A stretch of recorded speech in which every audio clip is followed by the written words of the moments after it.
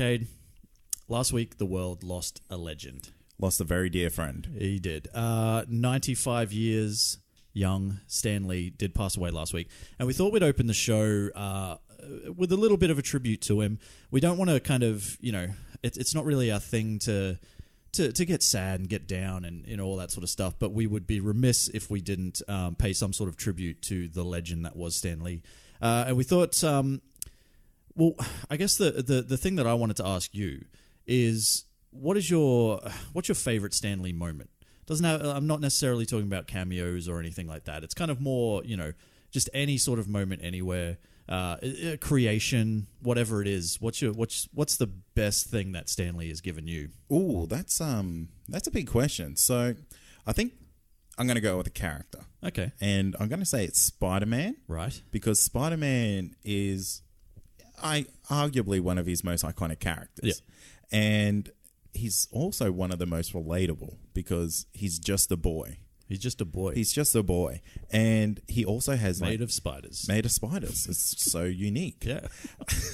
But what's unique about Spider-Man is he has all the troubles that a boy would have growing up. So, he had troubles with girls and things like that. So he was a very relatable type of character in that sense. And that's something that Stan Lee did that was quite unique for its time, is he gave the heroes problems outside from being a hero. Yeah. So the alter ego also had issues while the main hero was having issues. Right. So while Spider-Man was fighting Kingpin, he was also fighting for the love of Mary Jane Watson and so on and so on. Yeah, exactly. Yeah. Yeah, I do like that, and created obviously with the great Steve Ditko. Indeed. Amazing Fantasy, I want to say number 15, or was it number 1? I don't know. Can't remember exactly. But yeah, you're right. It is he did have this amazing ability to bring humanity into these crazy kind of fantastic characters. Absolutely. Especially when you're looking at characters like Galactus and the Silver Surfer. So something as far out and as cosmic as those two beings, to actually still be able to bring some humanity to something like the Silver Surfer is testament to what the man's capable of. Oh, definitely. Definitely. And I would say same sort of thing for me. I guess I wanted to mention something that has probably had the biggest impact on my life, comic book wise, and that would be the X-Men. Yeah, very good. He created with another late great legend, Jack Kirby. And it's a very similar sort of thing. These people, it's kind of, he wanted to not so much just talk about cool powers and, these people have the ability to fly or whatever, shoot lasers from their eyes or open portals to other dimensions, depending on what theory you believe. It's lasers out the eyes. It's definitely lasers out the eyes. But you know what I mean? And to not just talk about that, but to talk about the fact that these people are different and persecuted and how they feel and, have to interact with the general human world and stuff like that. But the X-Men, without the X-Men, I don't even know if this show would exist, because I don't know if I would have ever gotten into comics. Yeah, exactly. X-Men was one of the first, it was the first comic that you ever read, bought. Yep, 100%. And started you on your journey of geekdom. Yeah, for sure. And you can talk, honestly, we could talk forever about the legacy of Stan Lee, the impact that he had on literal generations. People use that kind of loosely, but the man has been around since forever. Absolutely. And he is going to be around forever and ever because of the stories he's left behind. And I think that's the biggest thing that to take away from the whole thing is that the legacy of Stan Lee is going to outlast you and I tenfold. Absolutely. These characters will never die. I mean, here we are decades upon decades upon decades after the creation of Spider-Man. And we've just gotten a brand new Spider-Man with Tom Holland. We're getting Far From Home 2, Further From Home, I think it's called. Is it Further From Home? No. But you know what I mean? Yeah. And that's coming out. And this is 2018, 2019 when that movie comes out, and it's going to continue and continue and continue. You can talk about his creations forever. Daredevil is a Stan Lee creation that we're actually, we're dedicating this episode to. So, unfortunately, never got a chance to meet the guy. Never made it to a con that he made an appearance at. I know some people have, and I think the fact that one man has been able to do so much for popular culture is just incredible. Excelsior.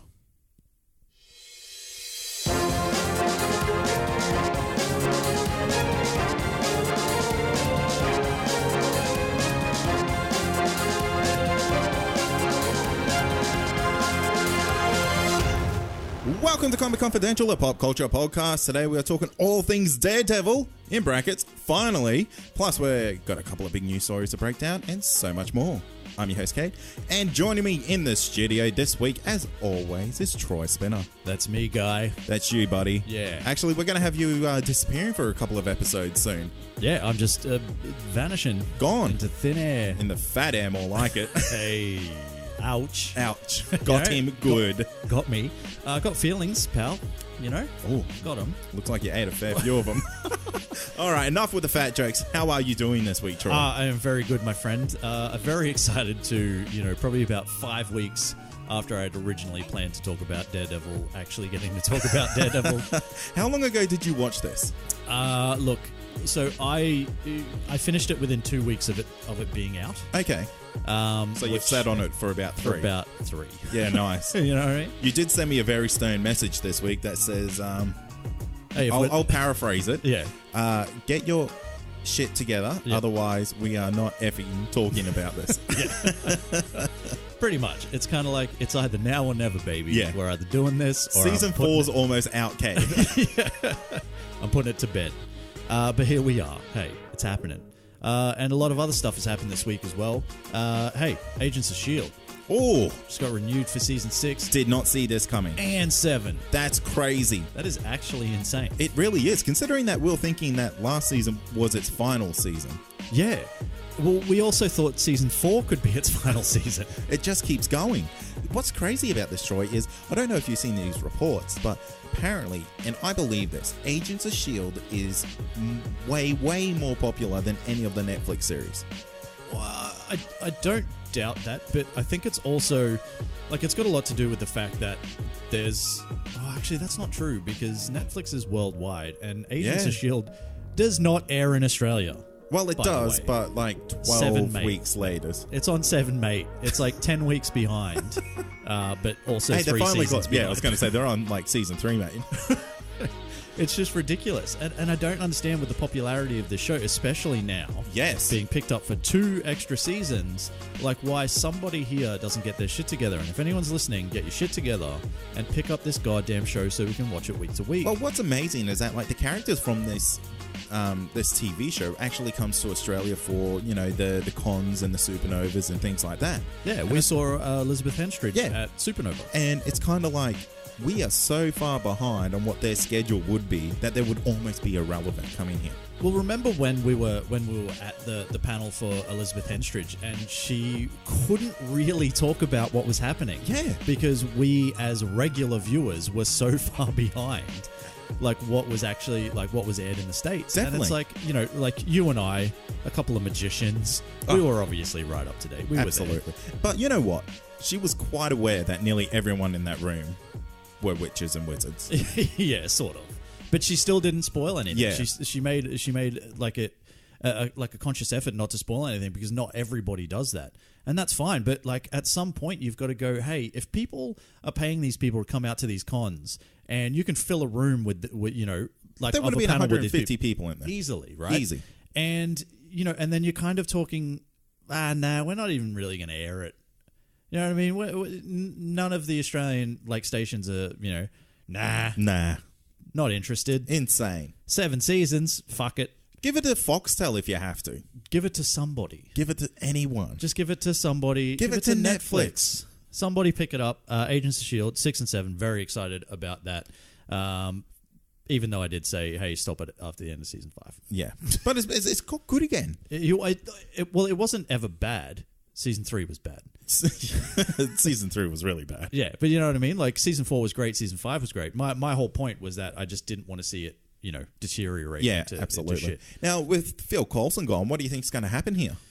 He'll be back. He'll have to come back. Yeah. Well, he's showing up in the Miss Marvel movie. Captain Marvel. Yeah. Miss Marvel, what am I thinking? I don't know. Miss Marvel? Maybe. And And his popularity is just going to soar again. I mean, when you see him with that sweet, sweet mullet, Ooh, people are going baby. to want him back. That Billy Ray Cyrus mullet. Delish. Give me some of that Phil Coulson on yeah. a platter. I do agree. I think it's only a matter of time before he comes back, and he hasn't been in any of the like the promo shots or like the any of the what do you call them, events where they get together. Oh, like the tours and stuff like that. That's like the press tours and all that. Hasn't been in any of those, but I guarantee that guy's coming back. Oh, can't have definitely. Agents of S.H.I.E.L.D. without Phil Coulson. He is Agents of S.H.I.E.L.D. He is. He's all of them. He's all of them, essentially. Yeah, and also part Kree or whatever he is. I guess he is now. Yeah. Yeah. Anyway, moving on. Hey, do you know who Jon Cryer is? He is a manly man. He is. Yes. He's one of them. One of the three men from Two and a Half Men. Yeah. He's one of the 2.5 men from 2.5 Men. He's the half of man. I was going to say he's the half man. He's the half. He's the half man from 2.5 Men. The show about two men and a baby. And a baby, I think. He was also in 16 Candles. Don't know what that is. From the 80s. It's like a John Hughes movie. Oh, yes, I know it. Yeah, he was a big star. He was a big star in the 80s. He was in Superman 4, The Quest for Peace, the best Superman. Yep. By far. And he played Lenny Luthor, the nephew to Lex. Did he? Gene Hackman's Lex Luthor. I have to go back and check that out. Never. Bother. Yeah. It is. It's an interesting choice. I don't know if I've even said what's happening yet. I can't remember. No, but you he's haven't. basically been cast as Lex Luthor in Supergirl. Do not agree with this. Me neither. I mean, he is rocking the Chrome Dome, Yeah, that's fine. but I don't think that qualifies you to be Lex Yeah, Luthor. just because you're bald doesn't mean you can be Lex Luthor. Jesse Eisenberg. Nah. You know what I mean? Like, I was kind of having this conversation the other day on the internet. As it were. Okay. This is where I have all my conversations. Just at a computer. Yeah. Hey, internet. Hey, Siri, what do you think about Jon Cryer? I wonder how many series you just activated then. Yeah. Look, it's I feel like no one has ever gotten this character right as far as casting goes. No. I copped a little bit of flack in regards to Michael Rosenbaum being the best Lex Luthor, but he kind of wasn't Lex Luthor, was he? He was like a different version of Lex Luthor. He was a younger kind of Lex Luthor trying to find himself as Lex Luthor. Exactly. And He was like frat boy almost. Yeah, and he had 7 seasons to kind of pull that off. But I just really don't think, like, when you go through Gene Hackman, Oh, the worst. Kevin Spacey, Yuck. Jesse Eisenberg, Different. very different. You know what I mean? When you look at the live action iterations, none of them are really what the comic book Lex Luthor should be. Troy. It's almost like they try to get like some sort of like, so he's really smart, so he's got to kind of be a nerd, right? Yeah. No. Well, I guess in this day and age, they play that off because it's less threatening. And I guess if you go on the Supergirl, you can't have him kind of be like a Bryan Cranston level scary looking. Well, like, I get he's supposed to be like the opposite of Superman. Yeah. But he's kind of not. He's Superman's equal. Yeah. But he's just a man. He's like the Batman of the DC Earth. Wow. You know? I get it. Yeah. You're selling it. You're doing a great job. Anyway, my point is, I don't think this casting is any better than any other casting that's happened. No, and it's probably not any worse than any of the other ones that are out there. Yeah, and in fairness, it's a TV show on the CW network. and it's Supergirl. Yeah. And I don't watch it. So So it barely matters. I'm about to start my tirade on all my TV shows that I've had in the lurch. So I'm about to start my Walking Dead, my Flash, my Arrow, my Legends of Tomorrow. So you're not up to date with The Walking Dead? No. Oh, damn. So I can't talk about that? No. Ah, God damn. Sorry, mate. Wait, are you? Yeah. Wow. Are you back on the train? I'm back on the train, baby. Wow, the zombie train. That doesn't mean that's a good thing. It doesn't mean it's a bad thing. Yeah, but I was just going to say that this will be more interesting if they do end up doing the Superman spin-off show. Yes. With Tyler Hoechlin. Yes. Because you would assume that then Jon Cryer would have to be the Lex Luthor of that show because it's all set in the same You would universe. think so. Look, I think they're bringing him on to do that because he's kind of too big of a name in TV to not kind of give him a predominant role that's going to last. Yeah, maybe. Yeah, interesting. We'll see what happens. I did see that Supergirl is going to go up against Manchester Black this week, which is kind of like, it's kind of great, but like, is Supergirl, and look, don't fight me. Not you personally. Okay. Not you people out there that are listening to the show. Don't fight me. I'm not the biggest Supergirl fan as a character anyway, so it's not something that I've read a lot of. Do a lot of Superman's villains cross over with that character anyway, or does she have a lot of her own? Yeah, I don't know. Because it seems that they're just, because they don't have a Superman, they're just using Superman's villains. Yeah, maybe that's the case. I don't know. Anyway, let's move on. Toy Story 4 dropped a teaser trailer this week, Troy. Dropped a couple. Yes. It did. Also dropped something else that it almost shouldn't have. Really? Almost dropped the N-word. No. Yes. No, it didn't. In one of the second teasers, look, it's caused a bit of a kerfuffle. Has it really? On the internet. Because I went back and maybe I heard a different one. Look, I will say this. You have to really, really listen. Yeah. And they do cut it off before he says anything. But it's kind of very much implied. Wow. Yeah, that and it is, so we're talking about two characters that are played by Keegan-Michael Key and Jordan Peele. Ducky and Bunny, I think they are. Not sure. Anyway, there's a bit that has caused a bit of controversy. I'll have to go and check that out because I think maybe I've seen, I'm going to say a censored version. Maybe because when someone in our Patreon chat alluded to what was said, I was like, no. Yeah. Did you not check it out? I did. But like I said, the one that I must have seen could have been different. Okay. Maybe they went back and like quickly changed it. Anyway, well, let's not concern ourselves with the controversy around it. What do you think? Are you excited? No, because I don't want to cry, mate. You don't want to cry. Fucking Toy Story 3 was like one of the saddest endings to a movie I've ever fucking seen.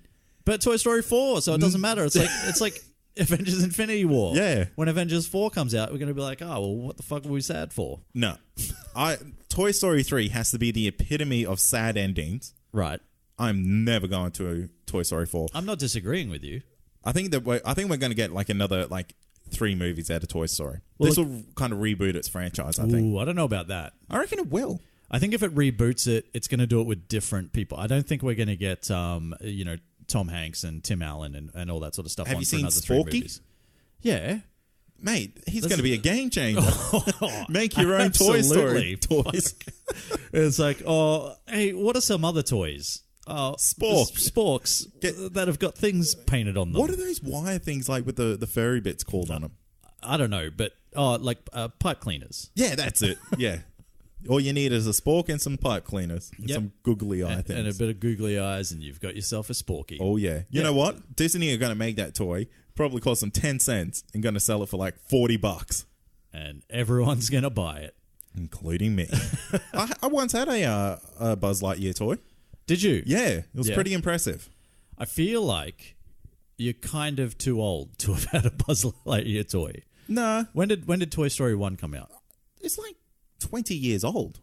Okay. Yeah. So you would have been 10. Yeah. Ish. Yeah. Yeah, cool. That's like young enough. That's fine. Yeah. That's fine.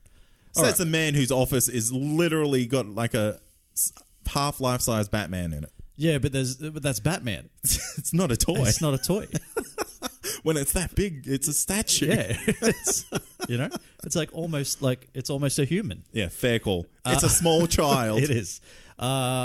Yeah, look, I think you're right. I think they will possibly try to reboot it, but I don't think it'll be with the same people. I think this is kind of like going to be the final farewell to these characters. Because I'm saying that because there's this thing going around that Tom Hanks struggled to get his kind of like the final scene out. And had to like turn away from the people in the recording studio so he could actually say his lines. They say shit like that just to cook up a bit of controversy. I think it was it's like dropping the N-word in a Sporky scene. Yeah, it was just too hard. Someone was using Spork a bit too much and snapped him in half. Yeah. Which actually, if you've ever had one of those plastic ones, not that hard to do at all. Yeah, exactly. You just pick it up and it snaps. Toy Story 4, keen? Not keen? I'm keen, but I'm not emotionally ready. Okay, cool.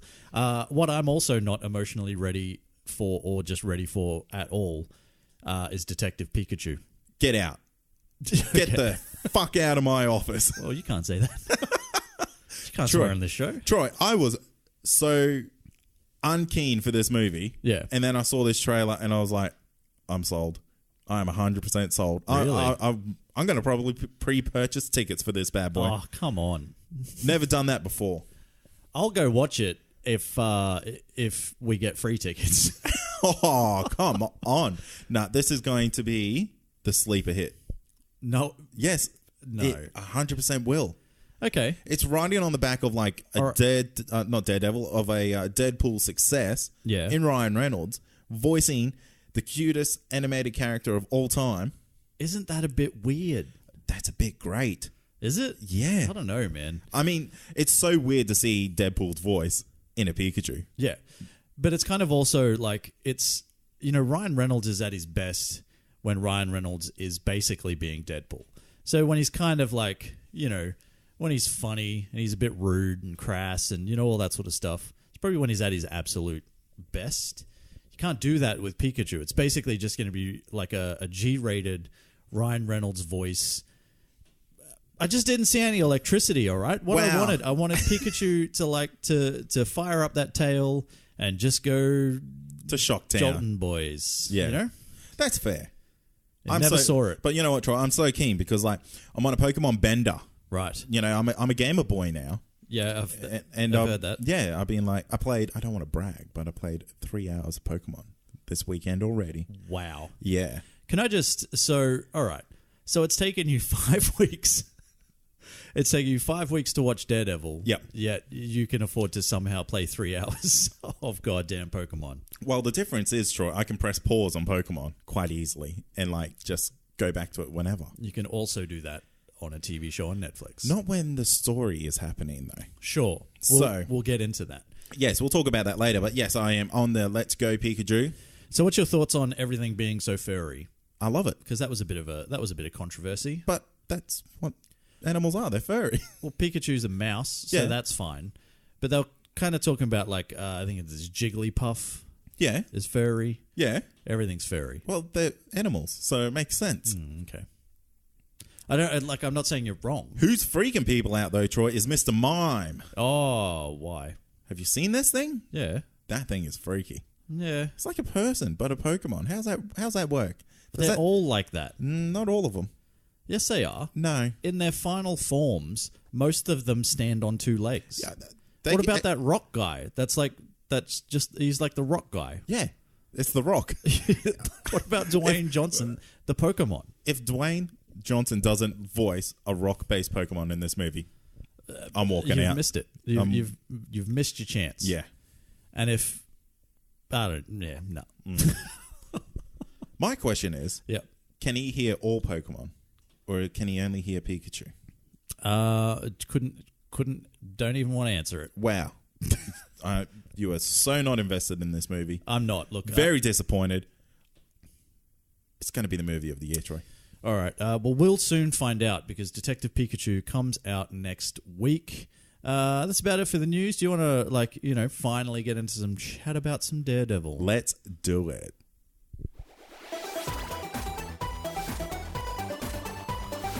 As we said at the top of the show this week, after many weeks... Many a moon of begging my co-host to watch this goddamn series, we're finally breaking down the 3rd season to the flagship show of the Marvel Netflix universe. That is, of course, Daredevil. With rating drops and show cancellations left, right, and center, can the devil from Hell's Kitchen right the seemingly sinking ship that is the Netflix universe? Or is Matt Murdock destined to follow in the footsteps of his Marvel cohorts, the late, great Danny Rand and Lucas Cage? What do you think? We'll get into it. Yeah, we'll get into that. What's season 3 about? So, set after the events of the Defenders and with Wilson Fisk regaining power, broken Matt Murdock rises from the wreckage of his life, prepared to do whatever it takes to protect Hell's Kitchen. Oh yeah, Wilson Fisk. Wilson Fisk. My favorite Marvel character. Look, the show's been pretty well received so far. It's 93% certified fresh on Rotten Tomatoes with 96% audience score. There are 3 critics that rated this season as rotten. Really? And I want their goddamn names. The IMDb average episode score is 9.3 out of 10, so that's very much in line with Rotten Tomatoes. Obviously starring Charlie Cox as Matt Murdock, Deborah Ann Wall as Karen Page, Eldon Henson as Foggy Nelson, Vincent D'Onofrio as Wiltham Fisk, with Wilson Bethel as Dex, Jay Ali as Ray Nadeem, Joanne Wally as Sister Maggie, and Ayelet Zura as Vanessa. Let's get into it. I am going to say, probably no point in doing a non-spoiler section. Yeah, I was going to say, look, we're going to just go straight out to spoiler talk because it has been out for quite a while now. Yeah, we will give you a bit of a warning if you haven't seen it yet. Hey, Kate, do you rate the series or what? Yes, okay. I do. Also, me too. Now let's go. Let's go into the spoilers. So go out and watch it if you haven't watched it yet, and stop listening. Yeah, cool. What's the good? What's the good? Yeah. Now, there's going to be like the most weirdest good thing, and it's just like I guess it's an observation. Okay. And there's no pun intended, but I don't know how Matt always happens to convince me that he's genuinely blind. Charlie Cox. Yeah. Oh, it's amazing. Like, I don't know. It's like he just has a blank stare. Yeah. But it's like, I know you can see, but somehow I know you're blind. Yeah. Have you ever tried to do it? I haven't. It's actually really hard. Yeah, and this is what I mean. This guy does such an amazing job of that. I wonder if he just kind of like looks like just slightly off to where the person is. And like, you kind of, if you try to do it, like, I want everyone right now to like just look off in the distance and just kind of unfocus their eyes. Yeah. It's weird and it's hard to do. And he does it so well. I don't know what it is. It's the simplest of like probably things, but he does such a great job of it. Yeah. It's like, Troy, just look blind. I can't see. I'm blind. Oh, look at me. Look at me being blind right now. Yeah. It's impossible. I know, and it sounds like such a weird thing to like say he's doing a good job of. Yeah. But he is. Oh, he does a fantastic job. I 1,000% agree. And what I like about it is when he's around the people that he knows that know he's not blind, he still acts blind. Yeah. Yeah, well, because he is blind. Well, he is blind, but he's not. Yeah, I get what you're saying. Like he could probably. Well, it's more that he's probably not like his world on fire kind of vision, as you called it back in season 1. Now, why haven't we ever seen how he sees the world? You have. You did back in season 1. Did we? Yeah, I'm pretty sure you did. I don't know. He kind of because he described it to Night Nurse. What's her name? Doesn't matter. He described it to her as kind of like seeing a world on fire. Or maybe he said it to Karen Page. Maybe. Can't remember who it was. It's been 5 weeks for this goddamn season. It's been years for season 1. I can't remember. And he kind of describes it as a world on fire. And I'm sure we actually get to see what he sees. Because I remember my partner kind of turning around and going, well, he's not fucking blind, is he? Like, look at him. He can fucking see everything. Yeah. So, you can't turn around and be like, oh, I'm blind, when you can basically see what everyone else can see. He can walk to a kitchen and just grab a couple of glasses, pour a perfect shot of whiskey. It's not really a disability, is it? Not at all. In fact, he can actually see a lot better than anyone else. Yeah. Because he has, like, I guess, 3D vision. Well, and it is kind of because of his heightened senses, and I get that. But, it's but you're right. Like, why is he not kind of, just not being so blind? Yeah. When he's with, like, Karen Page and stuff like that. Yeah, exactly. Yeah. It's like, come on, man. Come on, man. Just ease up on the act. Well, my whole point was probably more that he probably doesn't have the ability to make eye contact. Like, it's not that good that Maybe. he can actually make solid eye contact with someone, but it's good enough to know that you are there. It'd be interesting to see, like, what he can actually see, because he might be able to see shapes, but he might not be able to see the textures of, like, say, where an eye is looking. No, or something like I don't that. think he can, but, like, through other things, he can, like, kind of, infer what's happening by, what he's hearing and smelling and tasting and that's it. All that sort of stuff. Yeah. Yeah.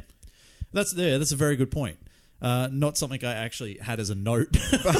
but it's always just something I think of when I see the show. It's like, God damn. Charlie Cox. You're a good actor, my boy. Yeah, he's brilliant. Hey, look, one thing that there's plenty of things that I want to talk about as far as the good goes. Okay. Now, I don't know how sort of, deep we're going to go or anything like that, but let's talk about how this was 13 episodes And for me personally, never felt like 13 episodes. It was probably the one series so far, save from Daredevil season 1, and to a lesser extent Jessica Jones season 2, where I kind of at no point have gone, hey, can we just move on? Yeah. Yeah. Yep. I don't absolutely. know how you feel, but... No, pretty much the same, because this season seemed to have a lot more characters than any of the previous seasons before it. And we had a lot of focal points. So we had Agent Poindexter. Yep. Terrible name. Absolutely terrible. They could have changed that. Well, that's his name in the comics, mate. So Yeah, you got to blame... you probably got to blame, Stanley. Fair enough. Yeah. We followed Wilson Fisk a bloody lot. We followed Foggy a huge amount. We even got Karen Page. We even got like a whole episode dedicated to her. Yeah. And then, of course, we have Matt Murdock's kind of story. His whole story. Yeah. His whole deal. So throughout these 13 episodes, there's what? Oh, and not including Agent Ray Nadeem. Oh, yeah.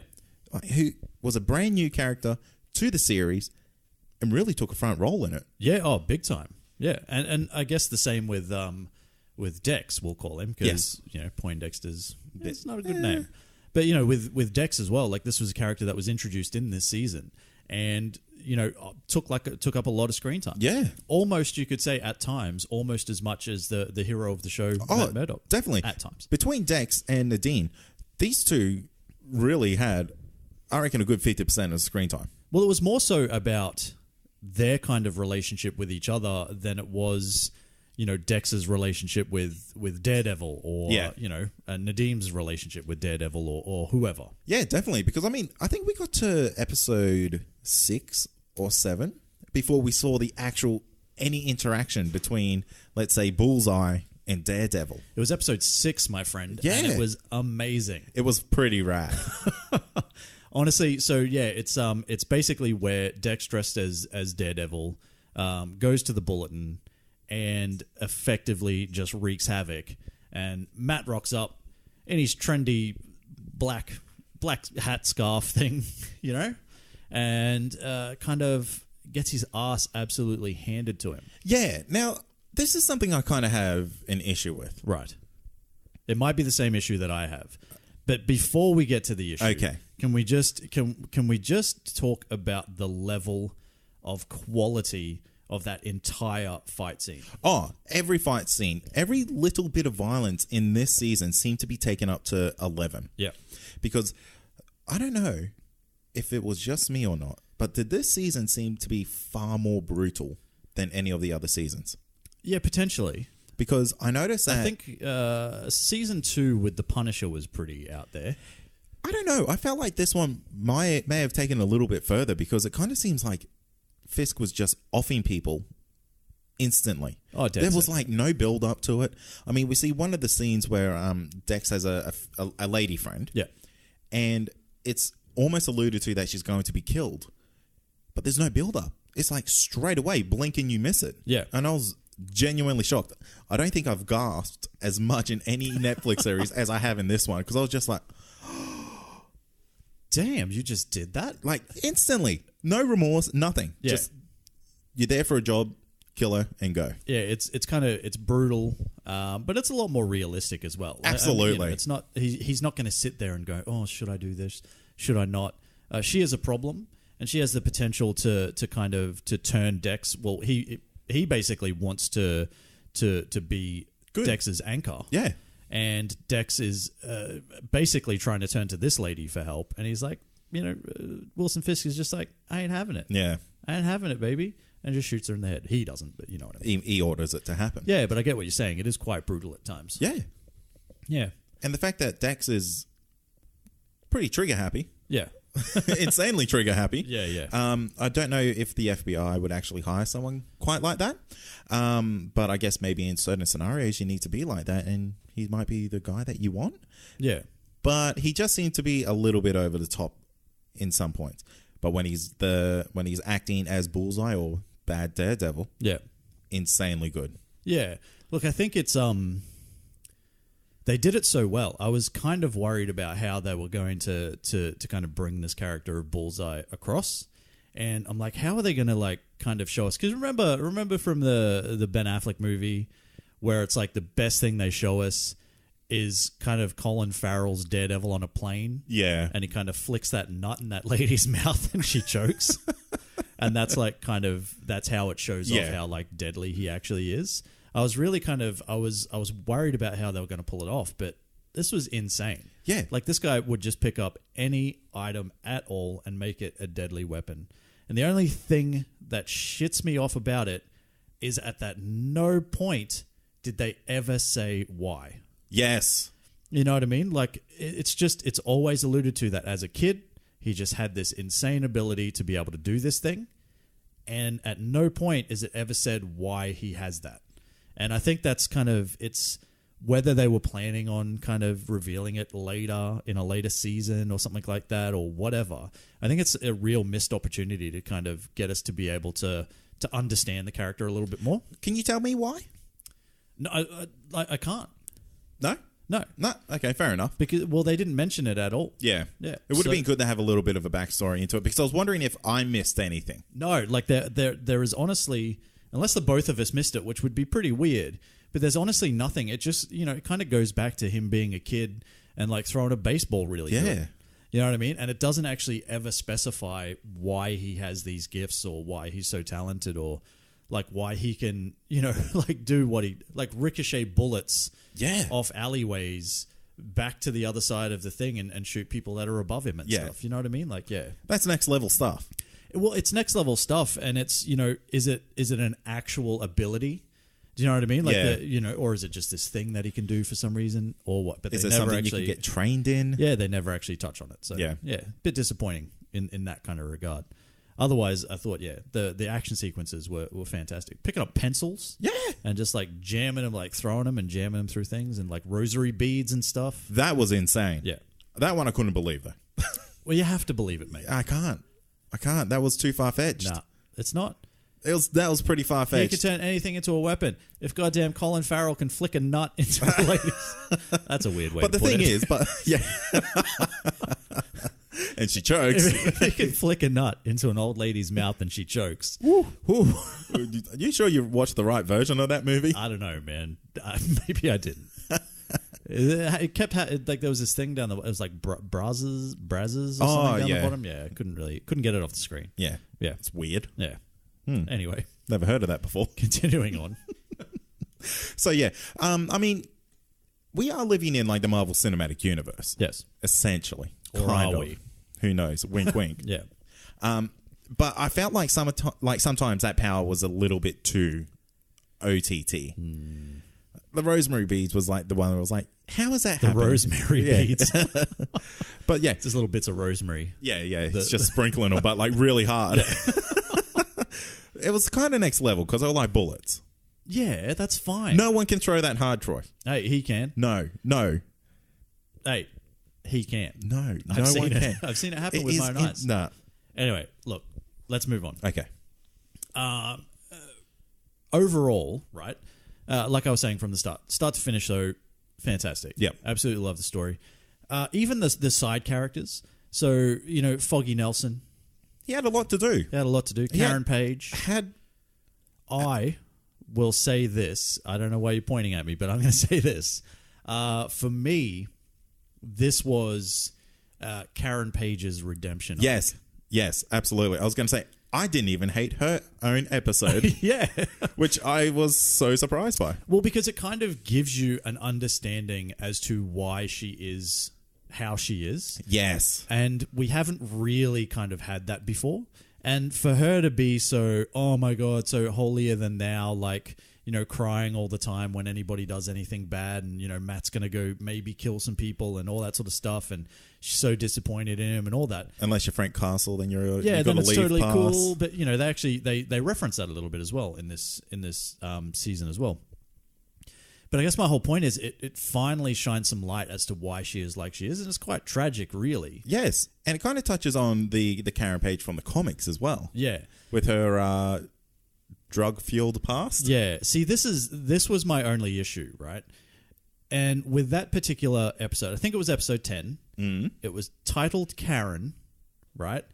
And it was kind of like, it seemed like it was building to the death of Karen Page. Yes.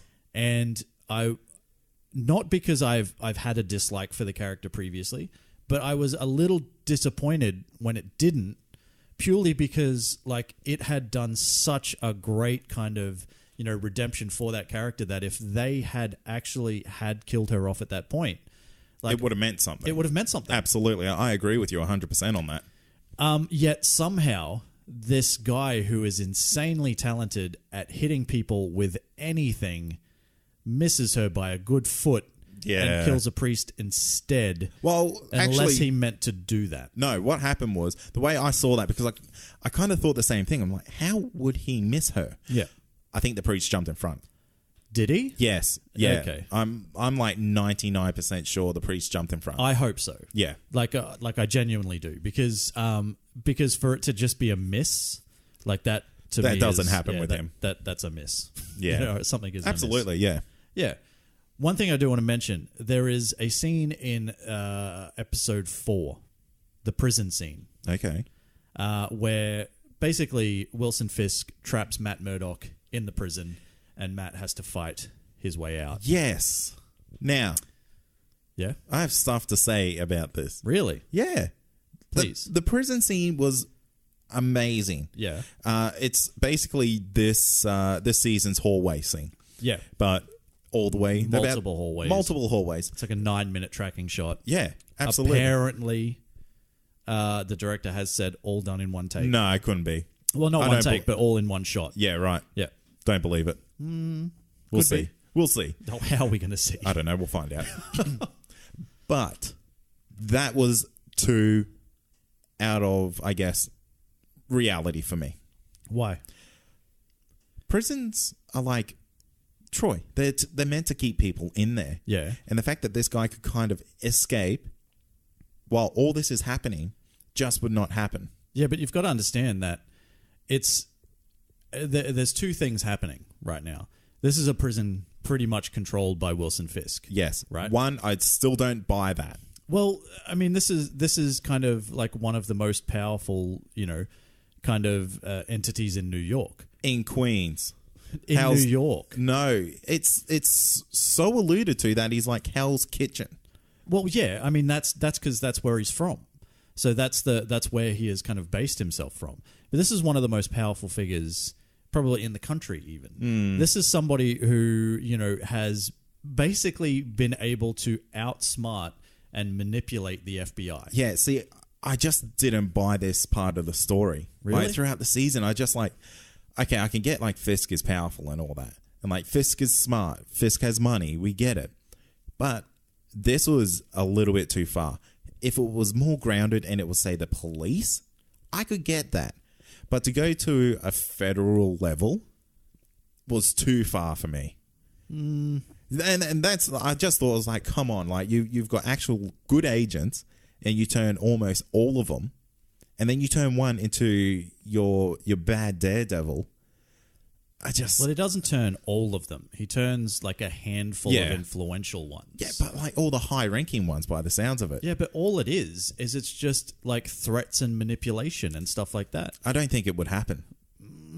I don't see how it can't happen. I think it's just a little... I think they just went a little bit too far on it. Okay, that's fine.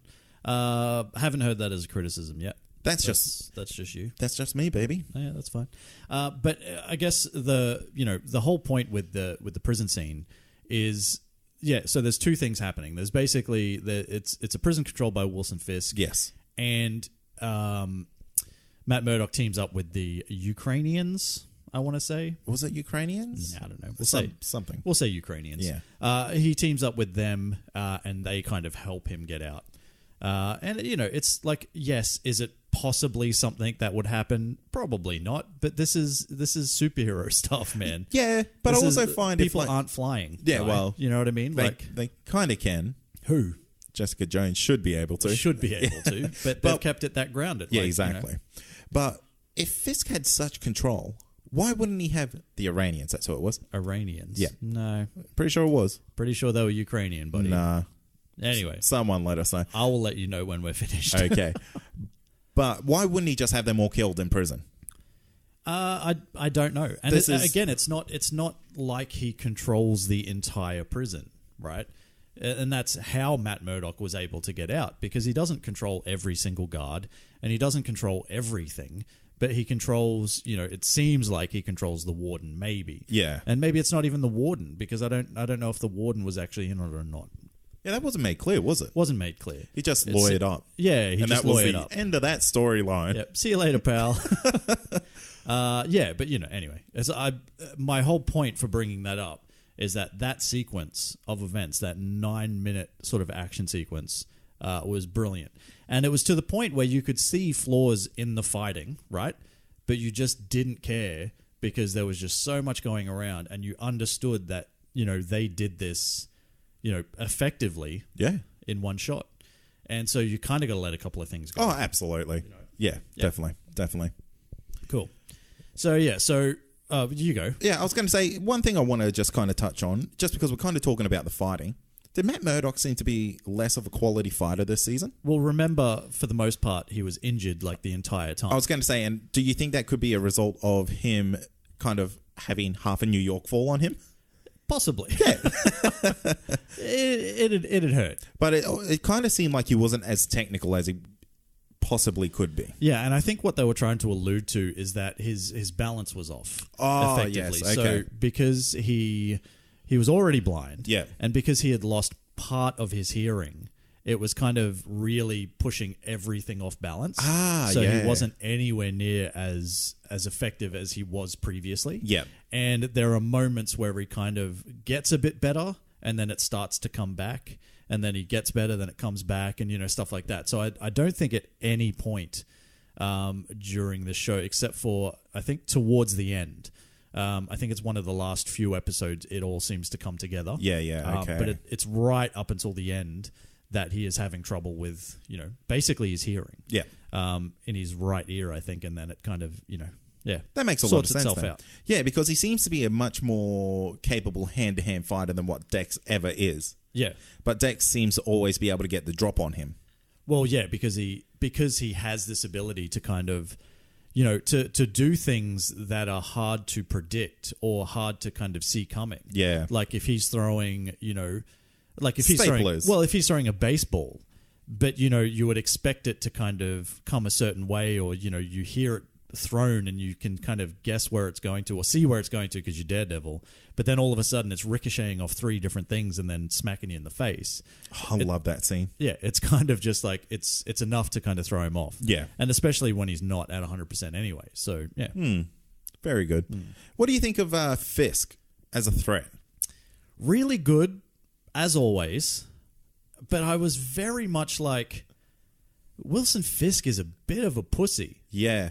Well, Troy, when I was a boy... Oh, no. This is like it was almost like I'm Danny Rand. Fucking, He was, honestly, Fisk was great, but Fisk was fucking painful this season. Yeah, look, at times, for sure. Every time he was on scene, it's like, I have to make some exposition. Yeah. My mother... My dad. I watched my father die. Yeah. In front of me. And I want that painting for Vanessa. She loves that painting. It's like, oh. My whole thing was the Vanessa thing. Yeah. It was kind of like, it was, I don't know how to put it. Like, I honestly don't know how to put it, but it's kind of like he was, that was the thing that was going to unravel this whole thing. Oh, yeah, absolutely. The whole time. And it's kind of like, Vanessa this, Vanessa that, Vanessa this, Vanessa that. And it's like, mate, who are you? Like, do you actually give a shit about anything else that you're doing? Or is it just, all you really give a shit about is Vanessa?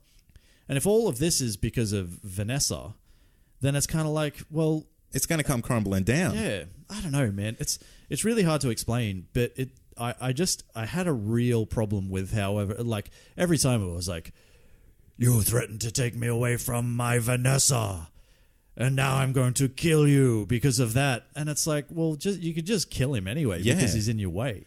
Or like, maybe you could just have a think and say, hey, maybe he has his own Vanessa.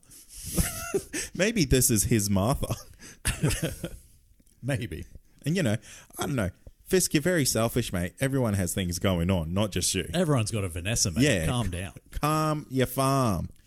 Yeah, I don't know. I had a real problem with that. Yeah. And it just seemed like going back to season 1, he seemed a lot more kind of hands-on, a lot more sort of brutal, a lot more... I know you didn't see him for a while in season 1, but you know, he seemed to actually be a threat. Oh, absolutely. And he was so emotionally driven that he kind of loses control in those moments. Yeah, and in this one in particular, it was kind of just like, well, everyone else is kind of doing everything, and I'm just kind of like not really much of a physical threat at all. And it wasn't until the kind of the final fight scene between sort of him, Daredevil, and Dex that you kind of started to see a little bit more of that again. And again, all of that was because of Vanessa. Yeah. So, yeah. You know, I don't know. What do you think of the final episode? I'm going to say it was probably the worst one of the whole series. Look, I think it all wrapped up too quickly. Yeah, absolutely. Everything kind of... There was like... The big battle wasn't really a battle. Yeah. I didn't know who was going for who.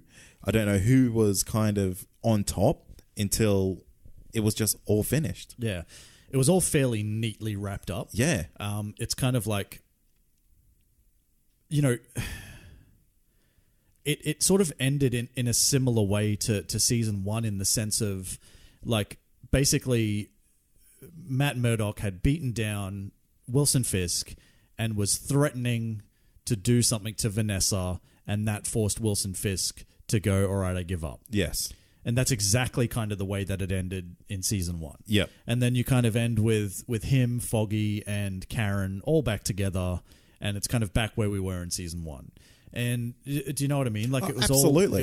It was all very neat and very much just took us back to where we were, and it was too similar to the ending of season 1 for me to kind of go, holy fuck, that was amazing. Yeah. What I think happened here is perhaps this whole Netflix cancellation service is happening. Maybe they're canceling Daredevil, and that's just the way they do a soft finish. Yeah, but then they give you the after credit scene of Dex effectively becoming Bullseye. But what I saw that, and that was like something so cheesy that you don't get from these Netflix series.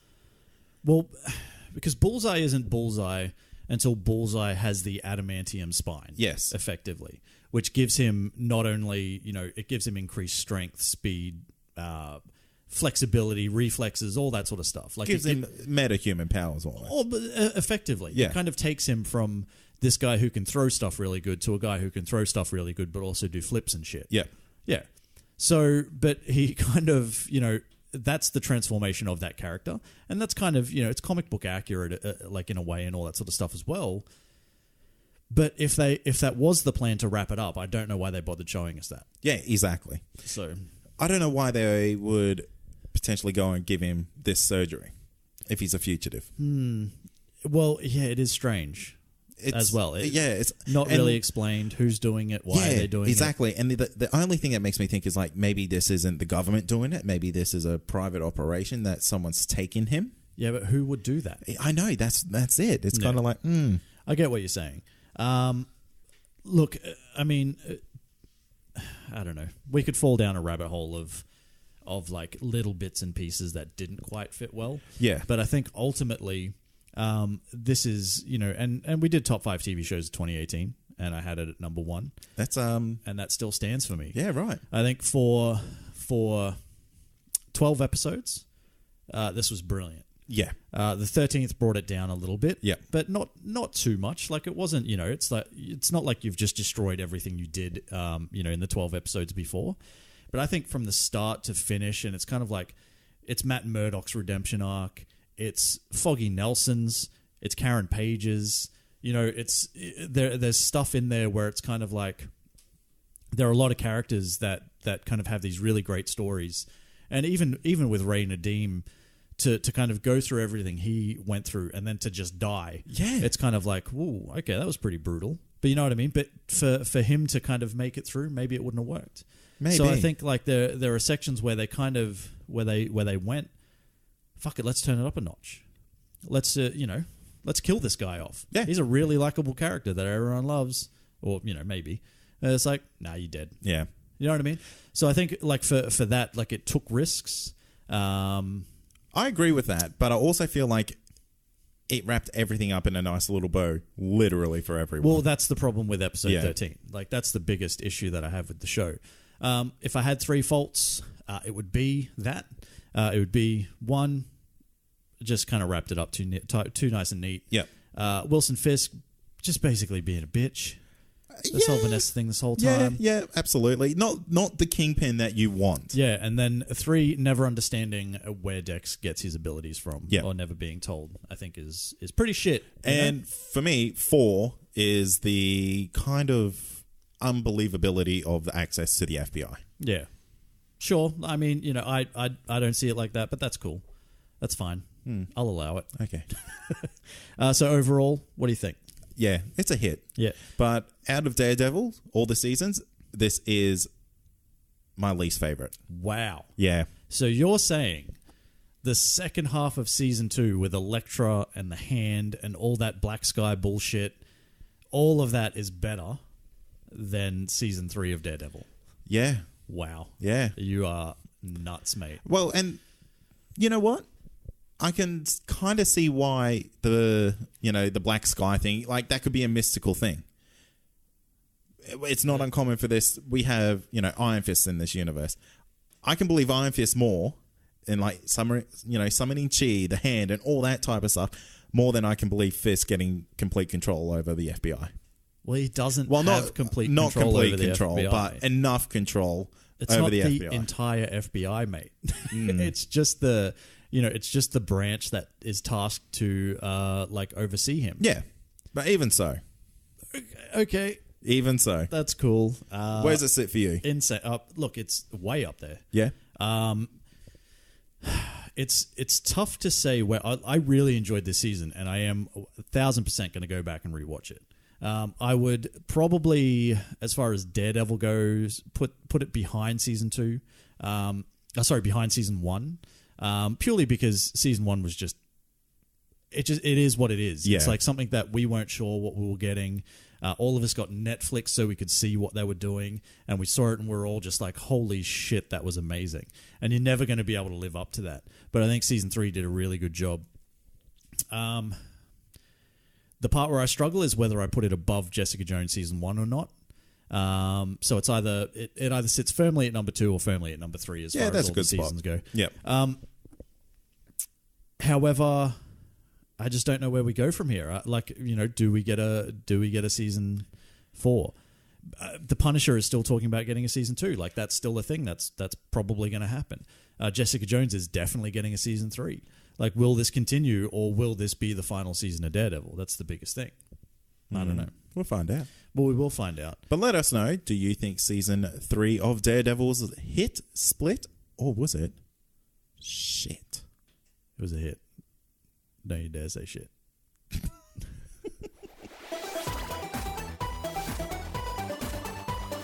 Well, that's the show for this weekend. I hope you enjoyed it. And if you do, there are 3 things you can do to help support the show. That's right. You can go to iTunes and leave a 5-star rating and review. You can go to patreon.com/ComicConPod and sign up to become a patron to help support the show on a monthly basis from as little as $1 do.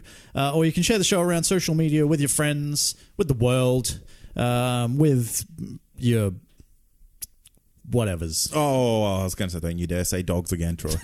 Do not share this with your dogs. They will not enjoy it. Maybe a cat. Maybe a cat. Hey, we'll be back next week. Oh, yeah. What are we doing next week? It's Fantastic Beasts 2. The Crimes of Johnny Depp. It's a long fucking list. It's going to be a long movie. Hey, Johnny Depp's in that movie, by the way. I'm not overly excited because of that. I'm excited for the movie. I'm not excited for him. Yeah, that's fair. Just can't do it. I feel like they should have, imagine this. It's called Fantastic Beats and Where to Find Them. Yeah. And all it is. You're going around with Dr. Dre. Yeah. And you're just you're just trying to find really good headphones. Yeah, I like that. And where are they? They're in your case the whole time. Wow. Yeah. It was inside of you the whole time. That's a thing. In the meantime, you can join in on the conversation in various things. Like social media. Yeah. Instagram and Twitter at Comic Con Pod. Hit us up, add us. Let us know what you thought of Daredevil Season 3. And do you think Fisk could really get that much control of the FBI? It's not all of the FBI. Even if it's just one little area, do you think he could do it? Let me know. You can also let me know on Facebook that it's 6 blokes. It's not 6 blokes. It's more. He just bribed 6 blokes. There was also a blokeette. Well, it's a generic term. Wow. Anyway, where was I at? You were at the website or something. No, I was at Facebook. So if you want to have a conversation with us on Facebook, you can do that at Comic Confidential Podcast, or you can do that in our listener community, which is basically a direct line to us, to everyone at CC Radio. Yeah, boy. Yeah, so simply search Comic Confidential Listener Community and you can find us in there. So it's literally the only reason I have Facebook. Yeah. Literally. You're saying? Yeah. I would never go on there if it wasn't for that listener community. Yeah. And we also have a website. That's comicconpod.com. Past episodes, future episodes, and everything in between. That's it, Troy. We're done. We are done. Just before we go, don't forget it is Movember. That's a thing that's still happening while this episode's out. Go out there and show your support for men's health. Get out there and get it done. My mustache is coming through pretty sweetly bad. Oh, yeah. It is looking delish. It's ludicrous. Hey, but it's almost at that length where stuff gets caught in it. Oh. So, you get to lick your top lip and get a surprise. Wow. Mustache rides coming your way. That's it. I'm going to wrap it up. Good. Thanks for listening. As always, I'm Troy. I'm Cade. And this has been a Comic Confidential, a pop culture podcast. Cheers. Peace. Man. That Mo's not bad. You're going to rub it on the microphone. Yeah. I'll rub mine on your microphone as well. Oh no, our Mo's are connected. Oh, we're kissing. How terrible. Troy, good times. I'm pregnant now. I'm pretty sure that's how it works. Yeah. From everything I've read. Yeah. All right.